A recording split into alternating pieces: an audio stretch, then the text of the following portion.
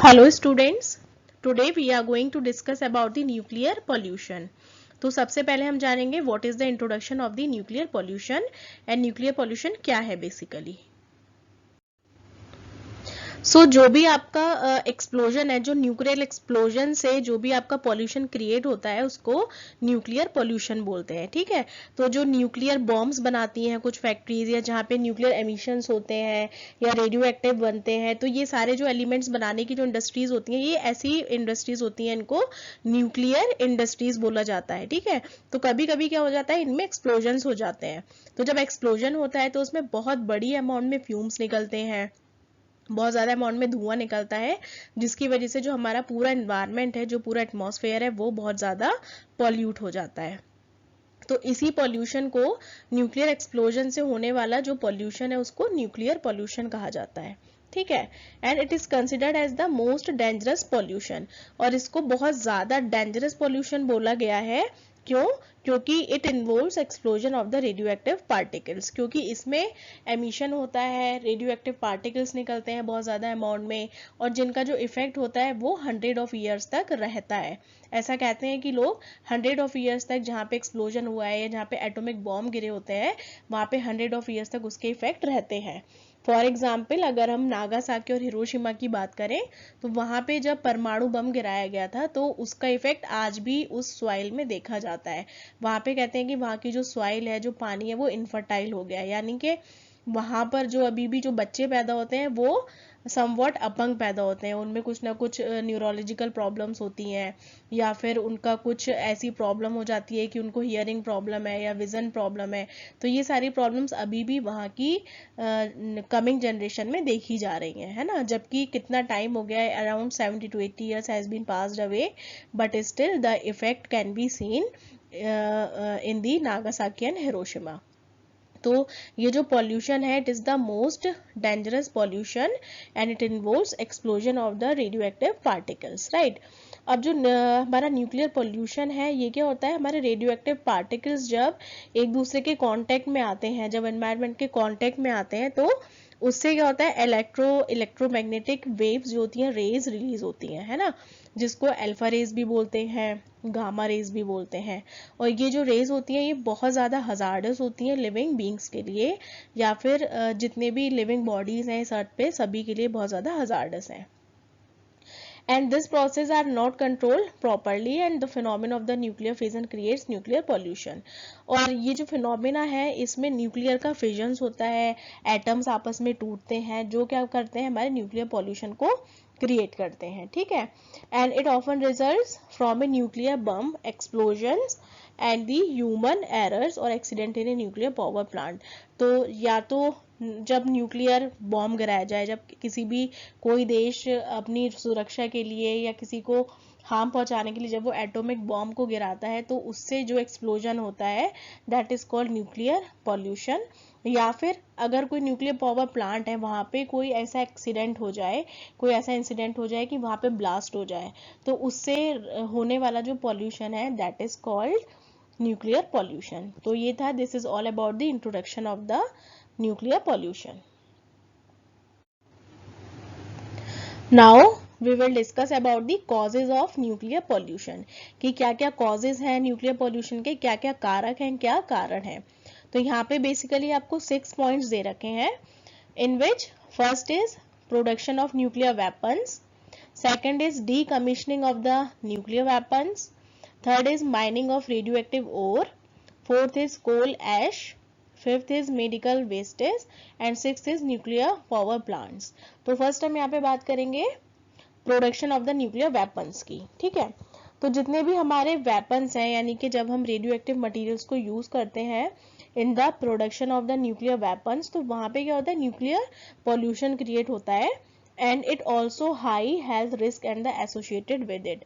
तो जहाँ पे जो लोग इनसे संबंधित हैं, जो लोग वहाँ पे वर्क कर रहे हैं, काम कर रहे हैं, एसोसिएटेड हैं किसी भी रीजन से, तो उनमें ये हेल्थ हजार्डस देखने के लिए ज्यादा मिलते हैं, यानी कि उनके लिए ये ज्यादा हार्मफुल है जो कि इसका प्रोडक्शन कर रहे हैं, which are producing the nuclear weapons. Right, and second is decommissioning of the nuclear weapons.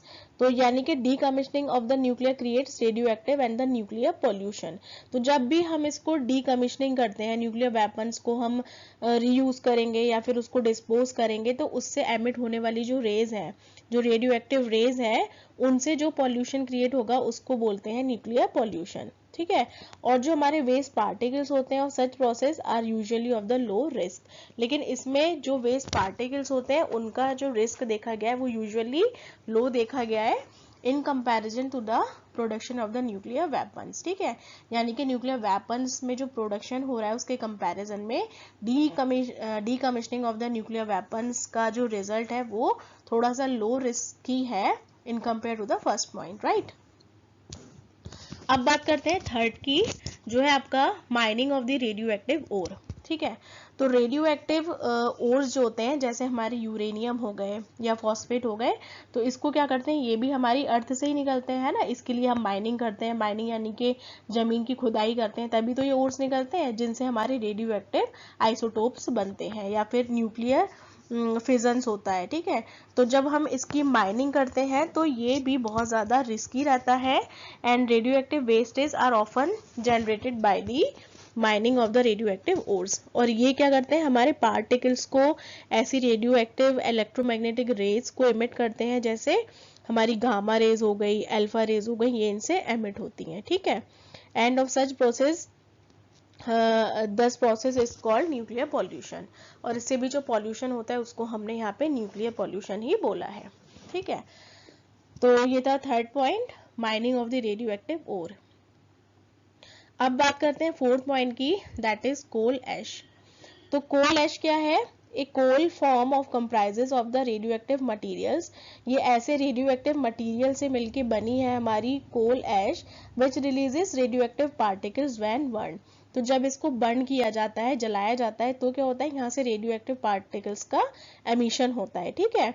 And the ash of such becomes so radioactive on burning. So ये भी हमारे एनवायरनमेंट के लिए कहीं ना कहीं बहुत ज़्यादा हार्मफुल होती है.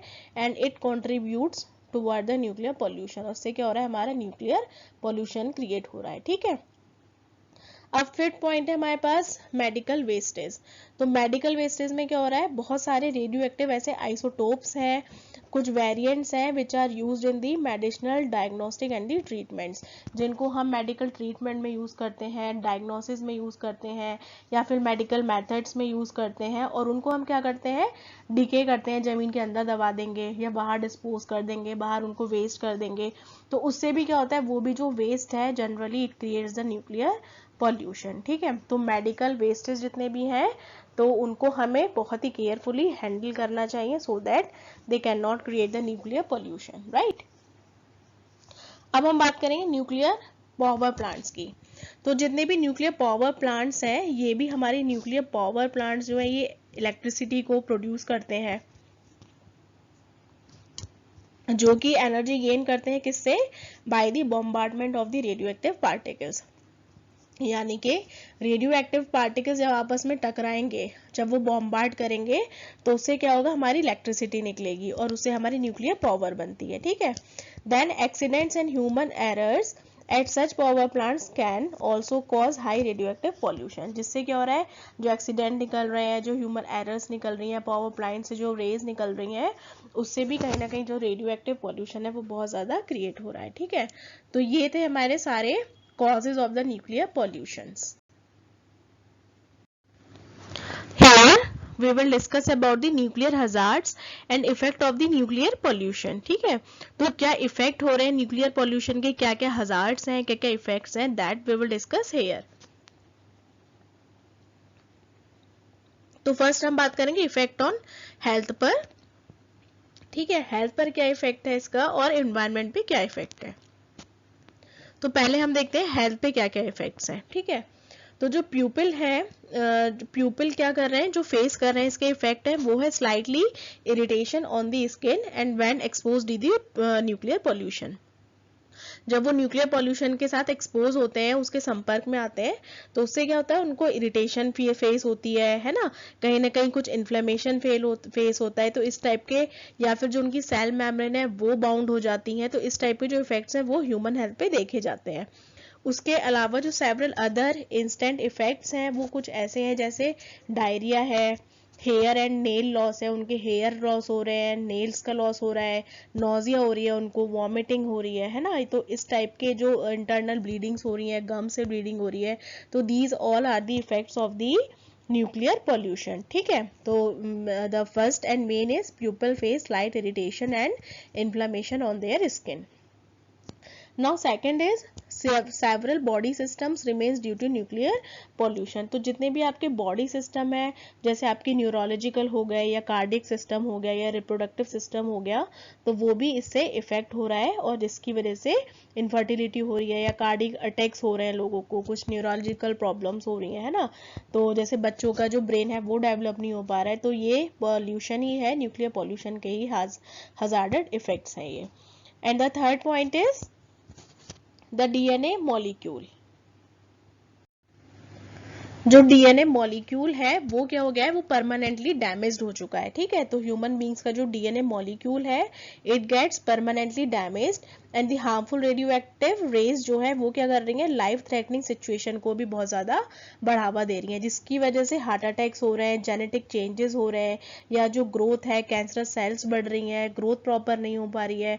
तो ये सारे किसके इफेक्ट्स हैं, हमारे न्यूक्लियर पॉल्यूशन के। ठीक है, now fourth is adversely genetic changes or likely to get transferred।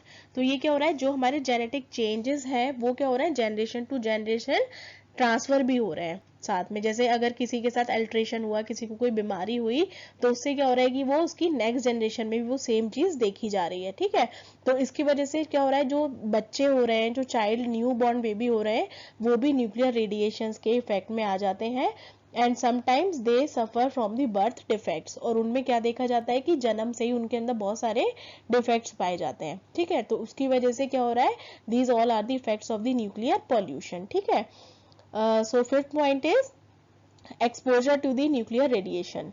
तो जो भी आपकी एक्सपोजर है न्यूक्लियर रेडिएशन की, वो क्या कर रही है, हमारी थायराइड कैंसर कॉज कर रही हैं, लंग के कैंसर्स हो रहे हैं, स्किन कैंसर हो रहा है।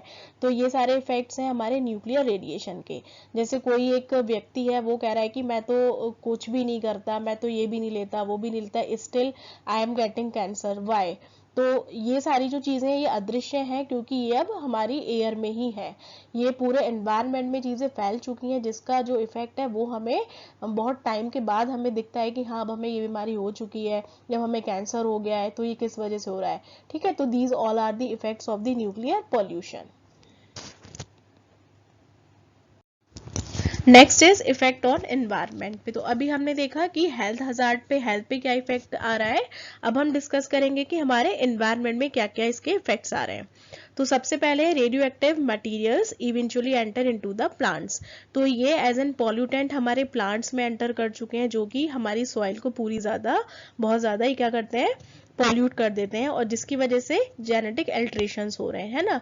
क्योंकि जितने भी पेड़ पौधे हो रहे हैं उनमें भी बहुत ज्यादा फर्टिलाइजर्स यूज हो रहे हैं, पेस्टिसाइड्स यूज हो रहे हैं, लेकिन जो सॉइल है उसका खुद का भी जो डीएनए है वो चेंज हो चुका है because of this nuclear pollution का। तो ये सारे डिस्टर्बिंग है, कुछ रेगुलर फंक्शंस हैं प्लांट के अंदर जो कि इसके हार्मफुल इफेक्ट्स देखे जा रहे हैं।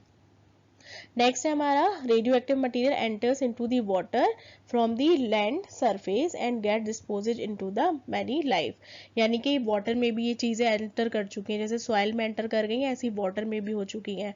अब वाटर में रहने वाली जितनी भी हमारी मरीन लाइफ है, वो कहीं ना कहीं उनकी जो लाइफ है वो इफेक्ट हो रही है ना। जो हमारी फिशरीज है वो डेड हो जाती हैं, या उसमें रहने वाले जितने भी जीव जंतु हैं, या जो पेड़ पौधे हैं, फ्लोरा है, फौना है, वो सब कहीं ना कहीं इफेक्ट हो रही हैं because of this radio active material and the nuclear pollution. So third point है हमारा the whole ecosystem is affected by the hazards of the effect of radioactive pollution. तो ये जो रेडियो एक्टिव पॉल्यूशन है, इससे निकलने वाली जितनी भी हजार्डस रेज हैं, जो आपकी गामा अल्फा बीटा निकल रही हैं रेज, उसकी वजह से क्या हो रहा है, जो हमारा एनवायरनमेंट है वो कम्प्लीटली पॉल्यूट हो चुका है, जो एयर है वो पूरी तरीके से पॉल्यूट हो चुकी है, एनिमल्स हैं, प्लांट्स हैं, उनके अंदर जेनेटिक अल्ट्रेशंस देखे जा रहे हैं because of this nuclear pollution. ठीक है, now fourth point is water pools and reservoirs gets contaminated with the nuclear fallouts. तो जितने भी हमारे ये न्यूक्लियर फॉलआउट्स हो रहे हैं, रिजर्वॉयर्स हैं या वाटर पूल्स हैं, वो कंटामिनेट हो गए हैं, ठीक है। तो ये यहाँ पे कुछ टेक्निकल डिफिकल्टीज हैं जो कि हमारे न्यूक्लियर डिजास्टर्स को क्रिएट कर रही हैं, कुछ ऐसे एक्सीडेंट्स हो रहे हैं जिससे कि हमारे जो इकोसिस्टम है वो कंप्लीटली डिस्टर्ब हो गया है या फिर पॉल्यूट हो गया है, right. So next point is chromosomes also gets harmed by the nuclear radiation. तो जितने भी क्रोमोसोम्स हैं, यानी कि एनवायरनमेंट में हमारी जो एयर है वो पॉल्यूट हो चुकी है कम्प्लीटली, और उससे क्या हो रहा है, जो क्रोमोसोम्स है वो एल्टर हो गए हैं, ठीक है। तो कुछ जीन्स एल्टर हो गए हैं, क्रोमोसोम्स एल्टर हो गए हैं, जिसकी वजह से जो हमारी जनरेशन टू जनरेशन है उसमें कुछ एबनॉर्मलिटीज देखी जा रही हैं, because environment has completely polluted, right. तो ये सारे इफेक्ट्स थे एनवायरनमेंट पे। पिछले हमने पढ़े थे effect on the health, and here we have studied the effect on environment, right. Now we will discuss about the control measures for the nuclear pollution. तो हम कैसे इसको कंट्रोल कर सकते हैं, क्या क्या हमें मेजर स्टेप्स लेने चाहिए to control the nuclear pollution के। तो फर्स्ट है यहाँ पे रेडिएशन मॉनिटरिंग। तो हम सबसे ज़्यादा क्या कर सकते हैं, हम रेडिएशन की मॉनिटरिंग कर सकते हैं कि कैसे रेडिएशन जा रही हैं, उनकी मॉनिटरिंग करके हम उसको कंट्रोल कर सकते हैं। या फिर we have certain monitoring equipment like pocket dosimeters हैं, आयनाइजेशन चैम्बर्स हैं, या फिर फिल्म बैजेस हैं। तो ये कुछ इस तरीके के इंस्ट्रूमेंट्स हैं जो हमारी रेडिएशन को मॉनिटर कर सकता है, इसके हम मॉनिटर कर सकते हैं और उसके बाद हम इनको कंट्रोल कर सकते हैं, ठीक है। And next point is source shielding. तो सोर्स शील्डिंग में क्या है, इसमें हम क्या करेंगे, one of the effective measure है ये हमारे पास, और इसमें covering the source of radiation, हम उन रेडिएशन को किसी सोर्स के हेल्प से शील्ड कर लेंगे, कवर कर लेंगे। And strength and nature of the source is used to decide the substance to be use for covering. और क्या क्या इफेक्ट, क्या सिस्टम हम उसमें यूज कर रहे हैं, क्या शील्ड यूज कर रहे हैं। जैसे हमने कंक्रीट और लेड को यूज किया to cover the source of X rays and gamma rays. तो इनको जब ये एमिट होती है रेज, तो हमने क्या किया है, इसको शील्ड कर दिया है, कवर कर दिया है with the help of concrete और लेड। तो उससे जो इफेक्ट है वो उसका थोड़ा सा कंट्रोल हो जाता है, या फिर उसको हम कहीं ना कहीं मेजर्स को कंट्रोल कर लेते हैं, ठीक है। अब थर्ड है हमारे पास सेफ्टी एजुकेशन। तो जो सेफ्टी एजुकेशन है, इसमें क्या हो रहा है कि industrial workers engage with the radio active substances. तो जो इंडस्ट्रियल वर्कर्स हैं वो एंगेज हैं कहीं ना कहीं रेडियो एक्टिव सब्सटेंस के लिए, and should go through this formal training. और वो क्या करते हैं, इस फॉर्मल ट्रेनिंग के लिए वो गो थ्रू होते हैं, एंड उनको एजुकेट किया जाता है वर्कर्स को कि हम इनके हार्मफुल इफेक्ट से कैसे बच सकते हैं, कैसे हम इनको कंट्रोल कर सकते हैं, कैसे प्रोटेक्ट कर सकते हैं, ठीक है। तो यहाँ पे ये 3 पॉइंट्स थे। So fourth point is disposal of the radio active wastage. तो जो भी वेस्ट है, रेडियो एक्टिव मटीरियल्स को हम कैसे डिस्पोज कर रहे हैं, कैसे उसको वेस्ट कर रहे हैं, तो ये भी एक कंट्रोल मेजर है। और हमें क्या करना चाहिए, it should be secured and the risk free, वो कम्प्लीटली सिक्योर होना चाहिए। And the waste which are less active can be release into the streams. हम क्या करना चाहिए, हम उसको स्ट्रीम्स हैं या सीवर्स हैं उसको डाइल्यूट कर सकते हैं, है ना। या फिर हम क्या कर सकते हैं, उसको जो हाईली एक्टिव हमारा डिस्पोज है, उनके हजार्डस लेवल को हम अंडर दी बरीड कर सकते हैं, यानी कि उनको एक्सप्लोजन भी ना हो, उसको कोई शील्ड करके, कवर करके हम उसको अगर बरीड कर दें अंडर दी अर्थ, तो भी हम उसको कंट्रोल कर सकते हैं। नेक्स्ट है हमारे पास मेडिकल रेडिएशन कंट्रोल। तो इसमें हमें क्या करना है, जो भी आपकी मेडिकल से रिलेटेड जो रेडिएशंस निकल रही हैं, जिसमें हम एक्स रेज यूज कर रहे हैं, गामा रेज यूज कर रहे हैं, या कुछ और रेडिएशन अप्लायंसेज यूज कर रहे हैं, तो उनको क्या करना है कि हमें उनको रेगुलेट करना है with the equipments to protect the radiations, जिनकी उसकी रेडिएशंस को हम कंट्रोल कर सकें। And these radiations are now being developed which are gaining worldwide recognition. और हमें इस तरीके से उसको डेवलप करना है कि हम अपनी जो टेक्नोलॉजी है वो पूरे वर्ल्ड वाइड में दे सकें, ताकि हमारे साथ साथ जो और भी कंट्रीज हैं वो भी इस हार्मफुल पॉल्यूशन से बच सकें, प्रोटेक्ट हो सकें, राइट। अब लास्ट है हमारे पास न्यूक्लियर टेस्ट बैन ट्रीटी। तो इसमें क्या होता है कि ये एक तरीके का एबॉलिशन है, जिसमें हम एवरी टाइप ऑफ जो न्यूक्लियर आर्म्स हैं या वेपन्स हैं उसको हम टेस्ट कर सकते हैं। एंड जो न्यूक्लियर टेस्ट बैन ट्रीटी है, इसको NTBT भी बोला जाता है। And it is now developing economics of the world should be understand the uselessness of the nuclear weapons. तो जितने भी आपके यूजलेस वेपन्स हैं जो आज की डेट में यूज नहीं हो रहे हैं, उनको हमें क्या करना चाहिए, उसको कंट्रोल करना चाहिए और उनको बैन करना चाहिए। ठीक है, तो ये वर्ल्ड वाइड होना चाहिए जिससे कि हम पूरी एयर को, पूरे अपने एनवायरनमेंट को, इकोसिस्टम को वर्ल्ड वाइड इस चीज से बचा सके। ठीक है, तो ये थे हमारे सारे control measures and how to protect the thermal pollution. So this is all about the presentation, and thank you for listening this presentation.